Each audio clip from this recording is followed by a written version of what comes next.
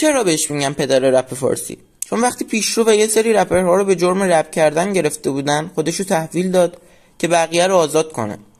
چون وقتی دنبال مهدیار بودن که به دلیل مسائل سیاسی بگیرنش و اومدن سراغ هیچکس گفت که مهدیار خیلی وقت از کشور خارج شده و تو این مدت مهدیار که داخل ایران بود تونست از کشور خارج بشه.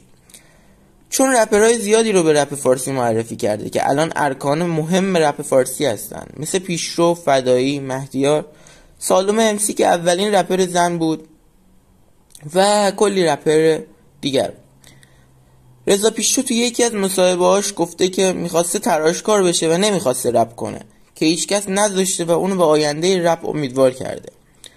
هیچکس با بهترین رپرهای رپ فارسی فیت داده، مثل فیت کمک با یاس، تومستی با حسین، چند فیت با پیشرو مثل بازم کلان و فیت با تتلو. بنیان کردن تشکل صامت، بنیان کردن تشکل 021 و کل زحمت دیگه‌ای که برای رپ فارسی کشیده.